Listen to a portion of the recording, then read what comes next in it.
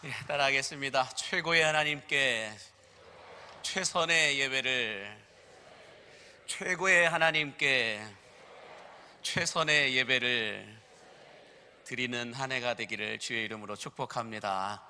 옆에 분에게 인사하겠습니다. 새해엔 더 행복하십시오 라고 인사해 주세요.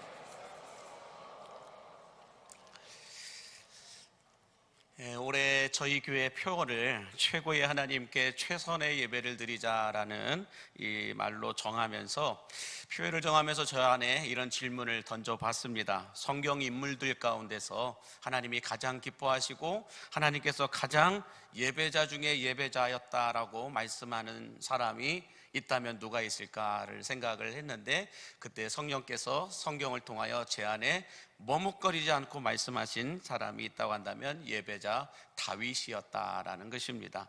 다윗의 인생은 여러분 예배로 시작해서 예배로 인생이 끝마쳐졌던 전천후 예배자였다라고 말해도 틀리지 않을 것 같은데요.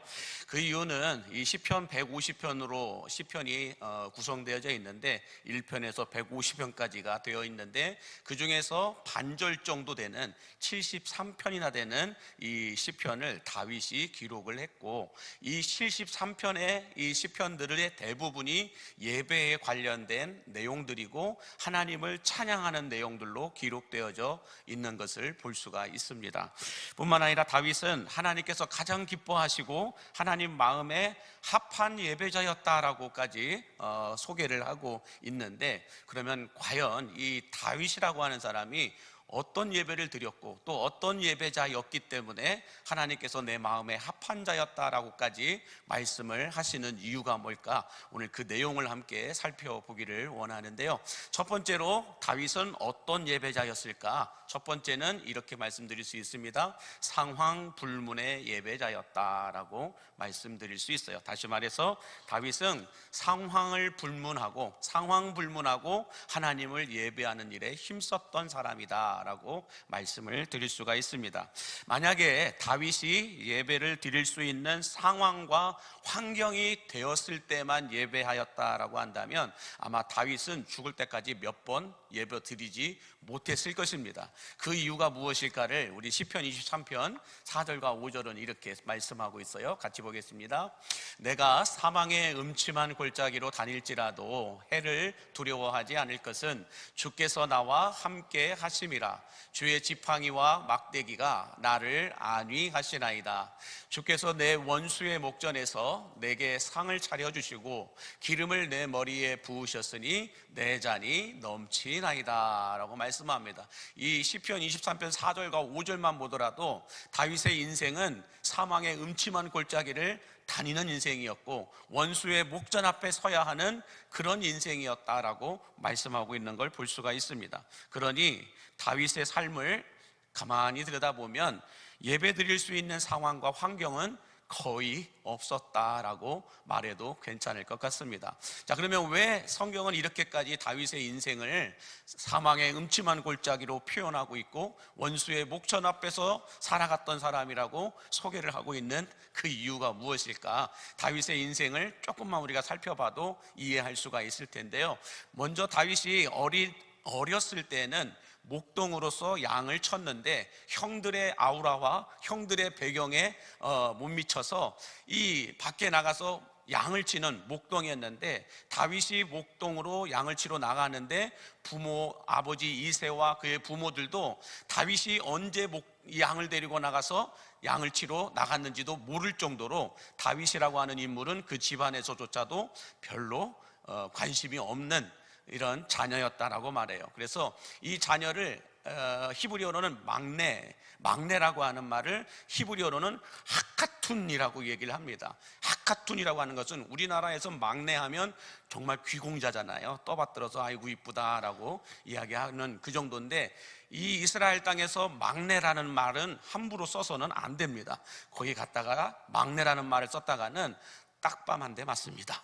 왜 그러냐면 막내, 이 하카툰이라고 하는 말은 별 볼 일 없는 사람, 형편없는 사람, 이런 사람을 말할 때 학가툰이라고 이야기하기 때문에 이 이스라엘 땅 가서 막내입니다 그러면은 무시당한다라는 거예요. 그렇기 때문에 막내라는 말을 쓰시면 안 되는데, 여하튼지 간에 이 다윗이라고 하는 사람은 어렸을 때는 학가툰이라고 표현하고 있어요. 막내였다라는 거예요. 별 볼 일 없는, 형편없는 사람이었다라고 말합니다.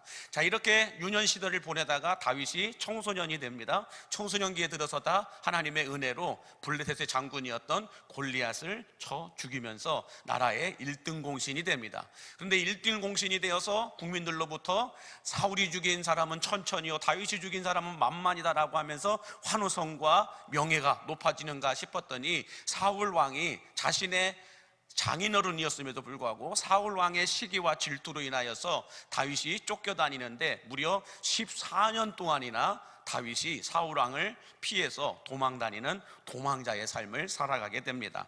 자, 이렇게 힘든 광야 생활을 다윗이 하다가 하나님의 은혜로 다시 다윗이 이제는 사울 왕을 대신하여 왕에 오르게 됩니다. 왕에 올라서 궁안으로 들어가게 되었는데, 궁안으로 들어갈 때 다윗이 제일 먼저 법궤부터 챙겨가지고 들어가서 하나님을 예배하였다라고 말씀하고 있는데요, 이제 궁안에 들어가서 제대로 된 예배를 좀 드려봐야 되겠다라고, 상황과 환경이 이제 예배해도 되겠다라고 갖춰졌다라고 생각을 했는데, 다윗이 왕이 됐다라는 소리를 듣고 주변에 있는 나라들이 다윗을 향하여, 이 이스라엘 땅을 향하여 공격해 오기 시작합니다. 그래서 이스라엘 역사 가운데 다윗 왕 때의 전쟁이 가장 많았다라는 것, 이런데 우리는 성경을 통하여 알 수가 있습니다.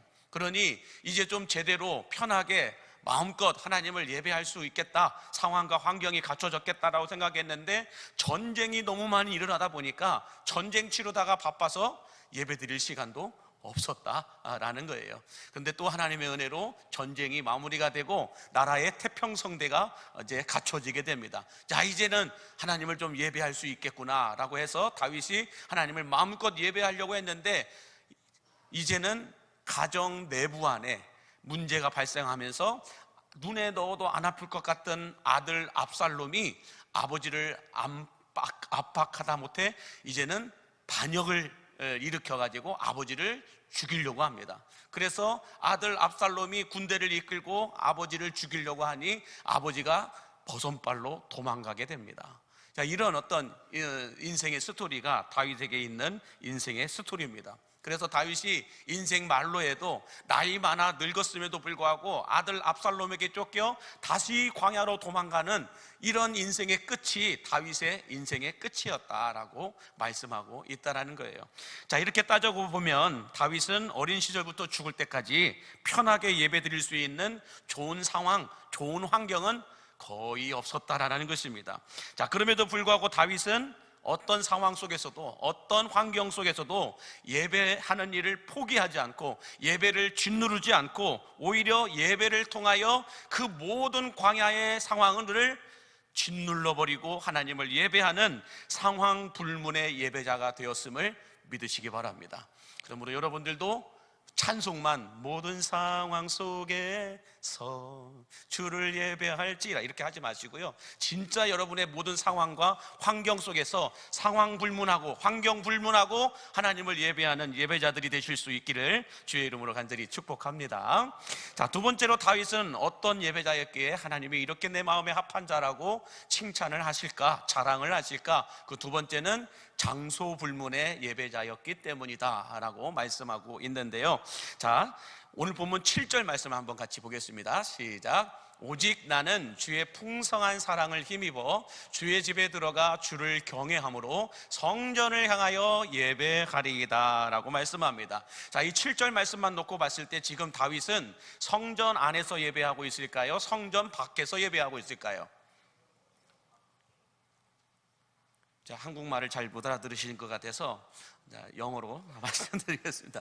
자, 영어입니다. 잘 들으세요. 지금 다윗은 성전 안에서 예배할까요? 성전 밖에서 예배할까요? 예, 영어로 하니까 바로 알아들으시네요. 자, 성전 밖에서 예배를 하고 있습니다.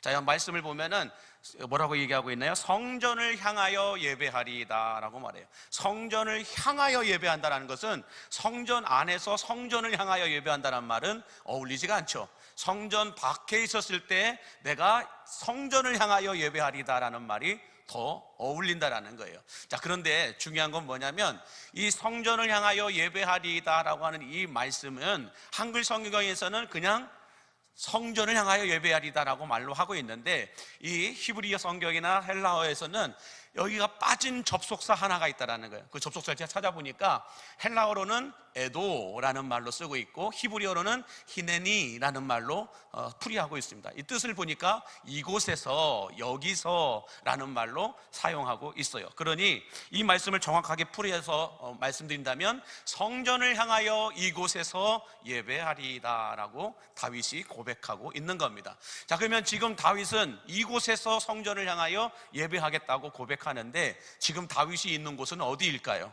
시편 5편은 다윗이 어디서 썼을까요? 그걸 알면 알 수가 있는데 시편 5편은 다윗이 사울 왕에게 쫓겨서 광야에서 도망 다니다가 쓴 시로 기록되어 있습니다. 그러니 지금 다윗은 광야에서 성전을 향하여, 예루살렘 성전을 향하여 예배하겠다, 이곳에서 예배하겠습니다라고 고백하고 있는 겁니다. 자, 그러므로 지금 다윗은 어찌 보면 화려하게, 정교하게 잘 세팅된 그런 성전에서 예배를 하는 것이 아니라 너무 불편하고 피곤하고 열악한 그런 환경 속에서 하나님을 예배하고 있다라고 하는 것을 알 수가 있다라는 것입니다. 자, 여러분, 이렇게 장소 불문하지 않고 광야에서 도망다니면서도 하나님을 예배하는 이 다윗을 보면서 오늘 우리가 얻을 수 있는 교훈이 있다고 한다면 뭐가 있을까? 그것은 다윗은 가장 열악한 환경과 장소에서도 훗날 예루살렘 성전에서 드릴 최고의 예배를 준비했던 사람이다라고 말씀하고 있습니다. 우리들도 여러분 가만히 생각해 보면 마찬가지예요. 우리가 드리는 오늘의 이 예배가 우리 인생의, 우리 신앙의 궁극적인 예배가 아님을 믿으시기 바랍니다. 우리가 이렇게 매 주일마다 와서 하나님 앞에 예배하는 이 예배는, 이 예배가 마침표가 아니라는 거예요. 이 예배를 통하여 다른 무언가가 있다라는 거예요. 다른 목적을 이루기 위해서 우리는 오늘 이곳에 와 예배하고 있음을 믿으시기 바랍니다. 그렇다면 다른 목적이 뭘까요? 그것은 천국에서 최고의 하나님께 최고의 예배를 드리기 위하여 오늘 이 시간 이 땅에서 최선의 예배를 드리고 있음을 믿으시기 바랍니다. 여러분, 천국에 가면 어떻게 예배가 진행될까? 우리 요한계시록 7장 9절과 10절에 보면 이렇게 말씀을 해주고 있어요. 시작. 이 일 후에 내가 보니 각 나라와 족속과 백성과 방언에서 아무도 능히 셀 수 없는 큰 무리가 나와 흰옷을 입고 손에 종려가지를 들고 보좌 앞과 어린 양 앞에 서서 큰 소리로 외쳐 이르되 구원하심이 보좌에 앉으신 하나님과 어린 양에게 있도다. 할렐루야. 이것이 지금 천국에서 드려지는 천상의 예배의 모습이다, 이렇게 사도 요한이 말하고 있는 거예요. 자, 그렇다면 중요한 건 이겁니다. 우리들도 언젠가는 다 하나님의 부르심을 받아 천국에 들어가게 될 줄로 믿습니다. 왜 이렇게 아멘이 작습니까? 지옥에 가시려고 그러시는 건 아니죠. 여러분들은 예수 믿고 구원받았기 때문에 지옥 가고 싶어도 못 간다는 것 이해해 주시기 바랍니다. 지옥 가서 좀 뜨뜻하게 좀 지지면서 시원하다라고 해야 되는데 그렇게 할 수 없다라는 거 안타깝지만, 그럼에도 불구하고 여러분, 우리는 예수 믿고 구원받아 천국밖에 못 간다라는 거예요. 자, 그러면 천국 가서 우리가 영원히 해야 될 것은 하나님의 영광을, 하나님의 성호를 찬양하며 예배하는 겁니다. 자, 그런데 중요한 건 오늘 이 말씀 요한계시록 7장 9절과 10절에 뭐라고 말씀하고 있어요? 이 일 후에 내가 보니, 사도 요한이 보니 천국에서 예배하는 사람들의 모습이 어떤 모습이에요? 각 나라와 족속과 백성과 방언 가운데서 능히 셀 수 없는 무리가 모여 하나님을 예배하고 있었다, 이걸 보고 있었다라는 거예요. 그러므로 여러분, 우리가 이제 죽어서 천국에 가면 어떤 사람들이 있다라는 거예요? 전 세계 각 나라에서 예수 믿고 구원받아 천국 온 사람들을 보게 될 거라는 것입니다. 우리나라 사람들만 보는 게 아니라는 거예요. 다른 나라에서 예수 믿고 구원받은 사람들도 보게 될 거라는 것입니다. 흑인도 볼 것이고 백인도 볼 것이고 그다음에 황인종도 보게 될 것이고 나 같은 사람도 보게 될 것이고 이렇게 다 보게 될 거라는 거예요. 그런데 중요한 건 이거예요. 그 사람들이 모여서 무엇을 하느냐? 구원하심이 보좌에 앉으신 우리 하나님과 어린 양께 있도다 최고의 찬양과 최고의 예배를 올려드릴 거라는 거예요. 근데 중요한 건 이거예요. 우리가 이 땅에 살면서 최선의 예배자로 예배를 준비하지 않으면 천국에 들어가서 각 나라에서 와서 예배하는 사람들의 모습만 구경하다가 예배할 줄을 몰라가지고 우물쭈물 어떻게 해야 될지 당황스러워하면서 구경만 하고 있을 거라는 거예요. 여러분, 나라와 나라가 대항해서 스포츠 경기를 해도 우리나라가 이겨야 되잖아요. 그렇지 않습니까? 그런 거랑 똑같은 거예요. 딱 갔는데 나보다 더 하나님을 멋지게 예배하는 사람들이 많아요. 나보다 더 제대로 하나님을 예배하는 사람들이 천국에 너무 많다라는 거예요. 그러니 여러분, 우리가 죽기 직전에 끝자락에 예수 믿고 구원받아 천국 간 것도 너무 귀한 거예요. 그러나 그분은 분명히 천국 가서 뭘 봐요? 수많은 사람들이 천군 천사들과 함께 하나님을 향하여 최고의 예배를 드리는데 자신은 이 땅에서 그렇게 예배 드려 본 적이 없어요. 최고의 하나님을 최고의 예배로 드려 본 적이 없는 거예요. 그러다 보니 답답할 수밖에 없고 손 한 번 들고 찬양하는데 7년이 걸릴지 10년이 걸릴지 20년이 걸릴지 알 수가 없어요. 우리가 주님 앞에 나와 목소리를 내어서 목이 터지도록 목이 쉬도록 하나님을 찬양하는데 언제 내 평생에 한번 그렇게 불러본 적이 있는가 한번 따져봐야 된다는 거예요. 근데 여러분, 천국 가면 그렇게 예배한다는 거예요. 다윗이 시편에 그렇게 다 기록해 놨어요. 천국에서 드려질 예배의 행동, 예배의 행위, 예배의 반응, 이 모든 것들을 이렇게 예배하라고 다윗이 얼마나 낱낱하게 디테일하게 적어놨는지 몰라요. 그래서 여러분, 시편에 다윗이 기록해 놓은 대로 예배한다면 아마 우리는 여기서 난리 날 겁니다. 광림의 밤이 아니라 광란의 밤이 될 것 같은 그런 모습으로 하나님을 높여 예배하게 될 거라는 거예요. 그러므로 여러분, 중요한 건 이거예요. 오늘 우리가 이 땅에서 제대로 된 예배를 드리지 않고 준비하지 않고 연습하지 않으면 나중에 천국 가서 손 한번 들기가 너무 힘들 거라는 거예요. 천국 가서 목소리를 내어 하나님을 찬양하는 것 너무 힘들 거라는 거예요. 예배 드리면서 주님 앞에 아멘 한번 하는 것 너무 힘들 거라는 거예요. 왜요? 이 땅에서 연습이 안 됐기 때문에, 이 땅에서 해본 적이 없기 때문에 천국 가서 할 수도 없다라는 것입니다. 그러므로 여러분, 다윗이 오늘 이 7절에서 고백하고 있는 게 뭘까요? 먼 훗날 내가 예루살렘 성전에 가서 이제 예배하게 돼. 비록 지금은 광야에 있지만 언젠가는 내가 저 예루살렘 성전에 가서 하나님을 예배할 텐데 최고의 하나님께 저 예루살렘 성전에 들어가서 최고의 예배를 드리기 위하여서 나는 오늘도 멈추지 않고 이 광야에 있지만 이 광야에서 최선의 예배로 그날의 예배를 준비한다, 이걸 고백하고 있는 거예요. 그러면 여러분, 우리가 이 땅에서 예배를 드리면 몇 번 드릴 수 있을까요? 여러분의 남아있는 인생의 여정 가운데 몇 번 정도의 예배가 남아있을까요? 그 예배 가운데서 우리가 하나님 앞에 정말로 최선의 예배를 드린다고 한다면 어디까지 최선의 예배가 드려질 수 있을까요? 각자가 다 다르겠지만은 우리는 천국에서 드릴 그 예배를 지금부터 준비해야 할 줄로 믿습니다. 그래서 다윗이 예루살렘 성전에 들어가서 예배하게 되었을 때, 왕으로서 다시 예루살렘에 들어가게 되었을 때 첫 번째로 했던 사역이 뭐예요? 법궤부터 가져오는 거였어요. 광야에서 돌아다니면서 사울 왕에게 쫓겨다니면서 그렇게 고통스럽게 예배하였지만 다윗은 뭘 생각하고 있었던 거예요? 예루살렘 성전에 내가 들어가기만 하면, 내가 먼 훗날 저 예루살렘 성전에 들어갔을 때는 하나님의 법궤를 갖다 놓고 최고의 하나님께 최선의 예배를 드리겠다, 그걸 준비하고 있었던 거예요. 그러니 왕이 되어서 들어갔을 때 첫 번째로 했던 사역이 법궤부터 찾아오는 거예요. 수만 마리의 양들과 소를 잡아가면서 수천 명의 사람들을 동원해서라도 법궤를 가지고 왔어요. 그래서 거기서 하나님을 예배하는데, 예배의 광경이 사무엘하 6장에 나와 있죠. 사울의 딸 미갈은 창문에서 다윗이 에봇이 벗어지는 줄도 모르고 춤추면서 예배하는 걸 보면서 저주를 하죠. 수근수근거리죠. 그러나 다윗은 아랑곳하지 않고 하나님을 예배합니다.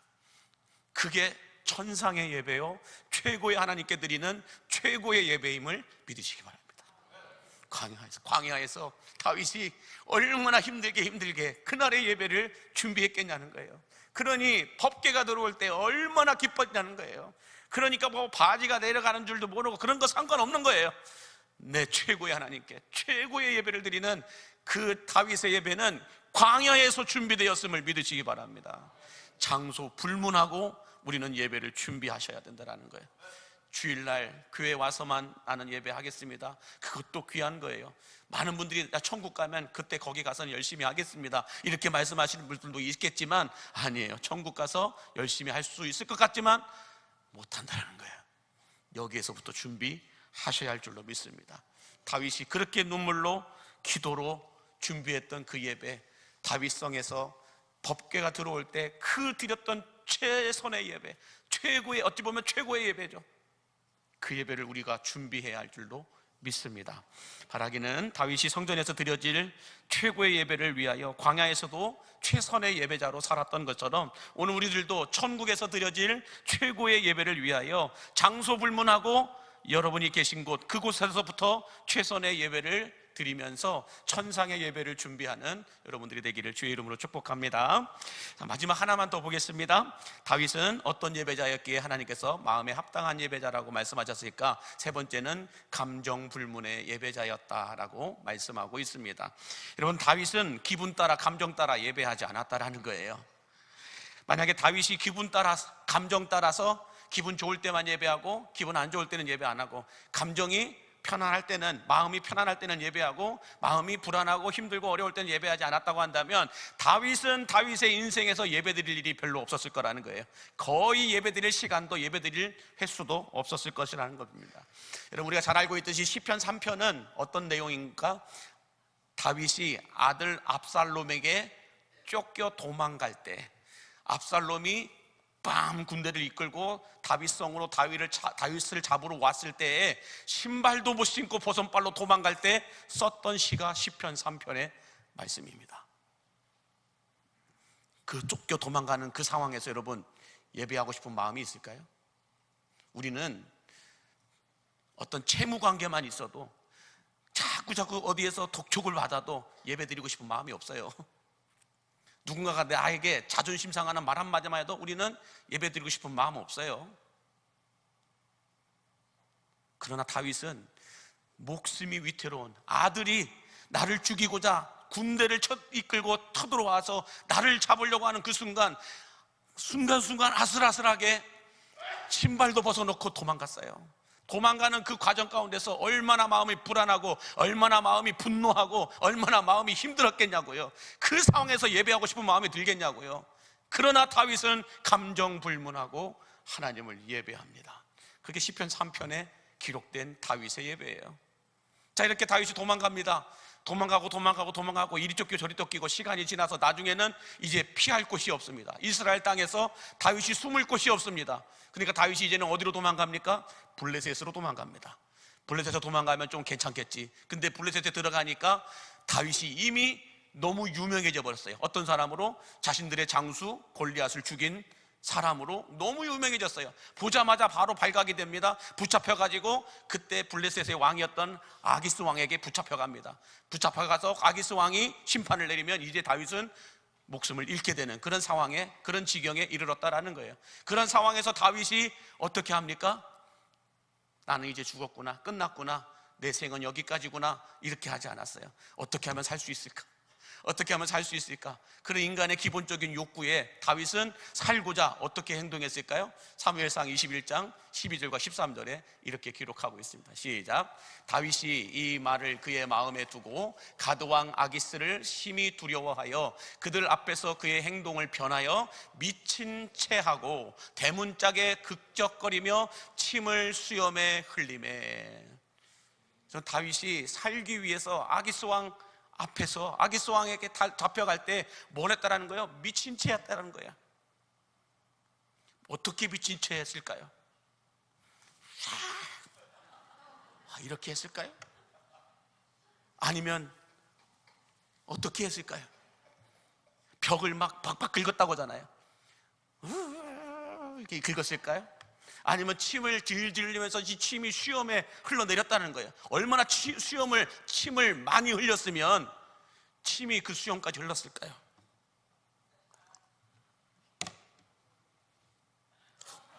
자, 이렇게까지 침을 흘리면서 다윗이 미친 채 했다라는 거예요.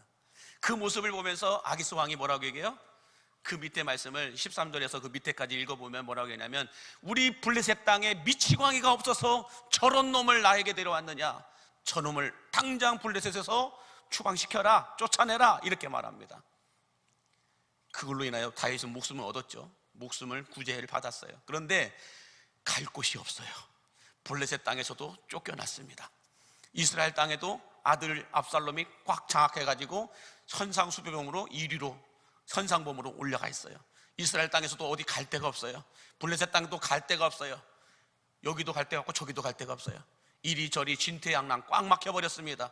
이럴 때 사람들은 어떻게 할까요? 극단의 생각을 하죠. 한강다리로 갑니다. 극단의 생각을 하게 되죠. 갈 데가 없어요. 그때 여러분, 다윗이 예배하고 싶은 마음이 있었을까요? 그렇게 진퇴양난에 빠져있는 상황에서 예배하고 싶은 마음이 있겠냐고요. 우리는 조금만 질병만 와도 내가 지금 이 상황에서 내가 이 기분으로 예배할 수 있겠어? 가서 찬양할 수 있겠어? 가서 어떤 헌신을 할 수 있겠어? 어떤 봉사를 할 수 있겠어? 우리는 못해요. 조금만 집안에 어려움이 있어도, 조금만 내 마음에 변화가 있어도 못한다고 얘기해요. 그러나 지금 다윗은 여기 가도 죽었고 저기 가도 죽어요. 여기도 막혔고 저기도 막혔어요. 다 막혔어요. 인맥도 막히고 돈줄도 막히고 모든 것도 다 막혀있는 그 진퇴양난에서 다윗이 하나님을 예배하는데, 그때 쓴 예배의 시가 시편 18편입니다. 시편 18편 첫 번째 말씀이 뭐예요? 나의 힘이 되신 여호와여, 내가 주를 사랑하나이다 하는 거예요. 나의 힘이 되신 여호와여, 내가 주를 사랑하나이다. 나의 힘이 되신 여호와여, 내가 주님을 사랑합니다. 이 찬양 아시잖아요. 여호와는 나의 힘이시요 반석이시요 구원이시요 피할 바이시요, 계속해서 이렇게 고백해 나가는 거예요. 그러므로 여러분, 다윗이 하나님께서 기뻐하시고 하나님 마음에 합한 예배자가 될 수 있었던 것은 상황 불문의 예배를 드렸기 때문에 그래요. 감정 불문의 예배를 드렸고 장소 불문의 예배를 드렸기 때문에 하나님은 다윗의 모습을 보면서 내 마음에 가장 합한 예배자이다, 내가 찾는 예배자가 다윗이다라고 말하고 있는 거예요. 저는 올 한 해 동안에 최고의 하나님께 최선의 예배를 드리는 여러분들에게 다윗을 통하여 다윗에게서 예배를 배우실 수 있게 되기를 바랍니다. 그때 하나님께서 다윗에게 주셨던 그 어마어마한 은혜와 축복이 여러분들에게도 옮겨지게 됨을 믿으시기 바랍니다. 바라기는 2026년 한 해 동안 다윗처럼 상황과 환경에 상관없이, 장소와 시간에 상관없이, 내 기분과 내 감정에 상관없이 최고의 하나님께 최선의 예배를 드리는 예배의 승리자들이 되실 수 있게 되기를 주의 이름으로 간절히 축복합니다. 기도하겠습니다. 영과 진리로 예배하는 자들을 찾으시는 주님, 하나님의 마음을 시원케 하고 하나님의 마음에 합한 예배를 드렸던 다윗의 예배처럼 2026년 광림의 성도들이 드리는 예배가 다윗이 드렸던 상황 불문의 예배와 장소 불문의 예배와 감정 불문의 예배를 드리게 하여 주옵소서. 예배를 통하여 우리 평범함이 비범함으로 바뀌게 하여 주시고, 이 땅에서 드리는 최선의 예배를 통하여 천국에서 드릴 최고의 예배를 준비하는 우리 광림의 성도들 되게 하여 주옵소서. 예수님의 이름으로 축복하며 기도하옵나이다. 아멘.